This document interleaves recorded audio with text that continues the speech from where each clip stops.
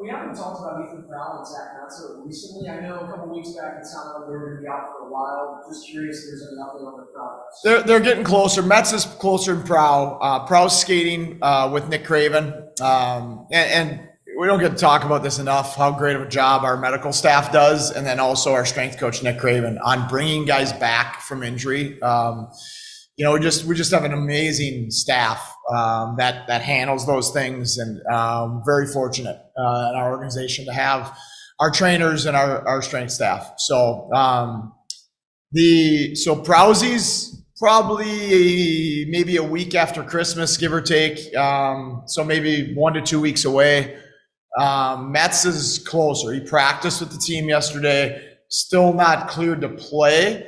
But he is practicing, and we anticipate him being available sometime soon after Christmas. Yeah. And then I know Tyson Kozak has a Wednesday his day-to-day. Is there an update with him? Yeah, he's cleared. He's good. And he was just having some issues that have resolved, and so it'll be great to have him back. Obviously, he's a huge piece, and the penalty kill wasn't nearly as good without him. Actually, doing double down what we talked about with Nick Craven, it's been a busy year for him with a lot of injuries. So I know you kind of tout the medical staff, but I mean, how difficult and I guess involved is a job like that to get these players back to full strength? Yeah, well, first of all, so our trainers, Michael Dess, Kedron Pilgrim, and then Kent Weisbach Snacks, they're pros. They're fun to work with every day. They're excellent at their jobs. So that's the first piece, is they take them from injury through the rehab process. As they start getting closer to getting on the ice, then starts being handed over to Nick Craven, and he runs the rehab skates. And not only is he an elite strength coach, one of the best I've ever been around, but he's also a former college hockey player. And so to have a strength coach that can go on the ice and actually do things from a hockey perspective with our players is a real luxury. They don't get nearly enough praise. They are all excellent at their jobs. I think a lot of news right now about Yuri Malik going back to World Juniors. What do you think it means for him? He's obviously done it a couple of times now, but so to be there.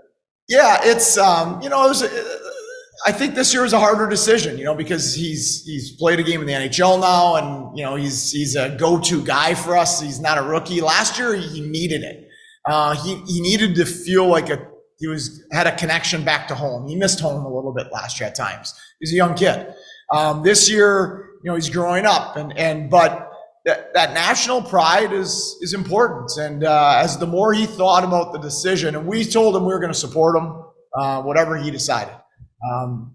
And that national pride's important. He's probably a captain, or at least one of their captains. He's probably their best player, and you don't know how many times you're going to get to wear your national team jersey, and it means a ton. And I've been fortunate to represent our country from a coaching perspective, and it's one of the greatest honors I've ever had in my life. And so when a player gets that opportunity, I think it's something that you'll cherish for the rest of your life. So it's something that, as you mentioned, talking about cherish, but what about from the beneficial standpoint? I mean, at this point in his career, he's become pretty elite at this level. Can he still benefit from playing with a different group or playing that age group? I think last year, like I said, it was a massive benefit to him to feel a connection to home again, to have other players and that he grew up with, to spend time with, and then to have a lot of offensive success, because it seems far-fetched, but it was real. He was struggling offensively in the first half of last year. So I think this year it's maybe less beneficial to him and more beneficial to his country that he's doing it with them. It doesn't mean it's not a benefit. Anytime you get to play in a tournament of this caliber and this magnitude and have that pressure on you and have to be a go-to guy, those are great learning experiences. I think last year was extremely beneficial to him. I think this year it's more about his sense of responsibility and duty to his country. That being said, beneficial to him and his country, it can impact this team, right? I mean, what does his absence mean for the Mariners? Yeah, I mean, you never like to have guys out, but when you're in the American League, it's so normal to have guys out. you just move, you go on. Like, because guys get called up all the time and they're gone from your lineup and guys have injuries. And so, I mean, there's very seldom in my 3+ years here that you've even had the same lineup from one night to the next. So guys being gone, are we going to miss him? Yeah, of course. He's our leading goal scorer. But it's just such a normal thing for us that other guys have to step up and step into to those minutes. You guys are obviously trying to bounce back on Wednesday's game, and after speaking to you post-game, a couple of the players we talked to that have been here for a while, they referenced how last season they felt they went through a similar stretch where they were playing the right way but losing, and how in the long run they were able to benefit from that. Do you see it the same way right now? Well, if you learn your lessons along the way, it's a benefit. Adversity and failure leads to growth if you learn your lessons in the adversity and the failure. So teaching lessons and learning lessons are different.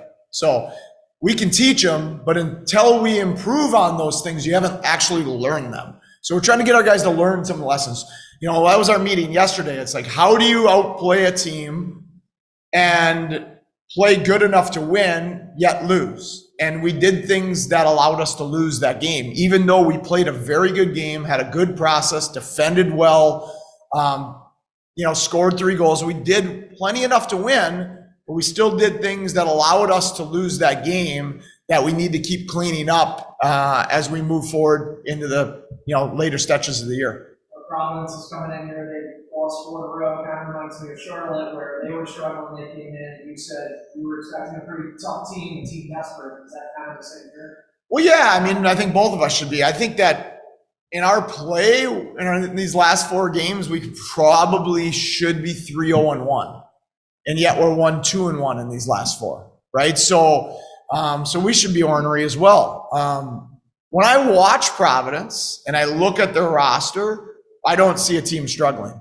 So maybe they're not getting the results they want for one reason or another in the last week or so. But it's a really strong lineup, like an extremely strong lineup of high-end older players with really good younger players, a D-core that has multiple players with massive NHL experience, some young prospects. So I see a team that's very dangerous and looks very good in their play.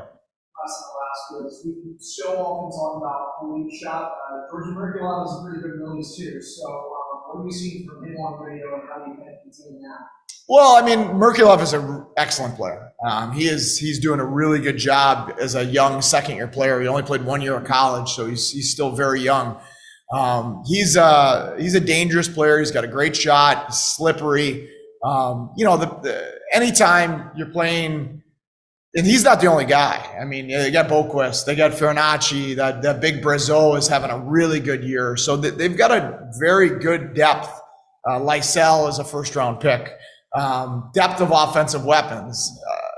And when you're talking about the Merkulovs and the Lysells and the Farinaccis of the world that are smaller guys, like, you got to be hard on them. You got to make it difficult for them to get to the interior. You need to get skins on them and get pieces of them. And you need to stay out of the box because good players start to gain their mojo and their confidence on the power play.